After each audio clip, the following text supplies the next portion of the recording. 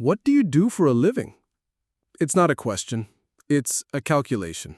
A fast, efficient, and socially acceptable way to measure a person's worth. Your answer, doctor, teacher, artist, factory worker, instantly places you on an invisible scale. It assigns you a price tag. It determines the level of respect, attention, and time that others will grant you. We have signed an unwritten contract with society. Your value is synonymous with your economic output. You are what you produce. You are your paycheck. We accept this as an obvious truth, but we rarely dare to ask, what happens when you no longer do anything? The forbidden question is not how to make more money.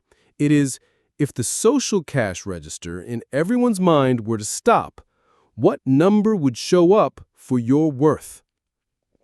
Think of an architect named Liam. Liam was the definition of success. He worked for a prestigious firm, designing skyscrapers. His name was synonymous with creativity and prestige. When he spoke, people listened. When he entered a room, his presence was felt. He was valuable because the world could see and quantify that value. And then, the economic crisis hit. His company downsized on a massive scale.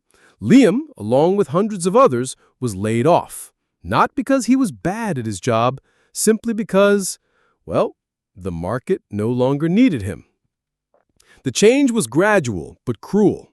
At social gatherings, the conversations no longer revolved around his exciting projects. Instead, they were filled with well-meaning but slightly pitying advice. Have you tried applying over there? You should learn this new skill. He felt himself becoming invisible. His voice no longer carried the same weight. He was no longer Liam, the brilliant architect. He was just Liam, the one who's looking for a job. One day, his elderly neighbor asked him to fix a wobbly chair, a simple, nameless task. Liam took out his tools and carefully repaired it. When the chair stood firm again, the neighbor smiled and said a simple thing. "Thank you. You're very good with your hands." No check was written. No contract was signed. But in that moment, Liam felt something he had long since lost. Not transactional value, but use value. He was useful, not to the economy, but to a specific person, right here, right now. Liam's collapse exposes one of the most fragile foundations of modern society.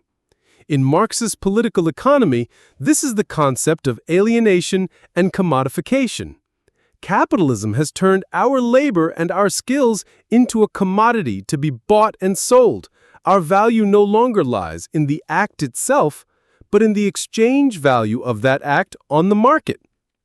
When the market no longer pays for that commodity, we feel alienated from our own core worth. We are an expired product. Psychology calls this an extreme form of achievement-based self-esteem. We have been taught to build the whole house of our self-worth on a single foundation: career success. When that foundation cracks, the whole house comes down. It's dangerous because it places a person's entire value on a variable that is not entirely within their control. And if we look back at history, this idea is quite new. In many ancient cultures, from Greece to Rome, a citizen's worth was measured by arente, or virtus, concepts that included courage, virtue, wisdom, and contribution to the community. A person could be poor but still be considered valuable if they demonstrated these qualities.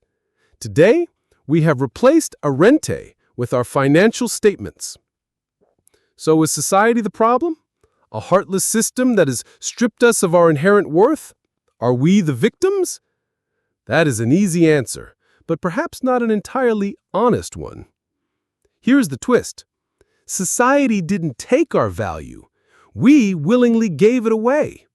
We're the ones who accepted the contract. We're the ones who chose the easier path rather than defining our own worth. Why? Because letting the market price you is much simpler. It has clear numbers. It has specific titles. It has a visible ladder. It provides certainty. Defining your own inherent value is harder. It's ambiguous. It requires deep self-inquiry.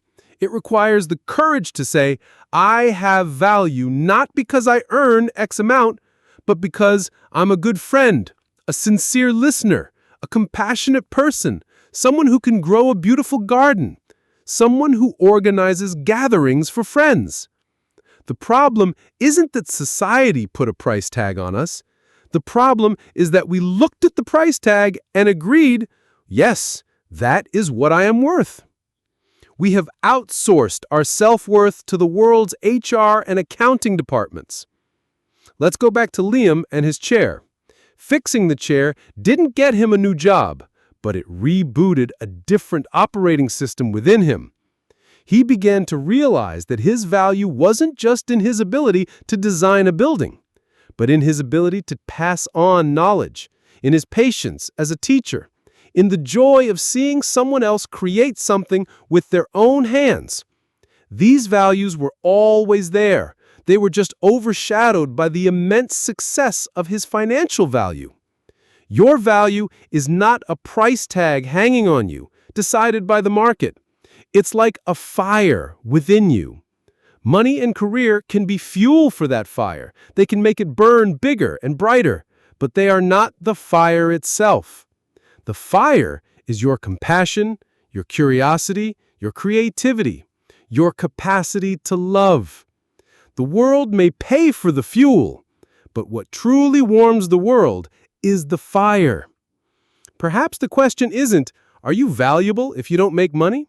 But what kind of light and warmth is the fire inside of you creating, even if no one is paying for it? All of us are living under the pressure of the price tag the market places on us.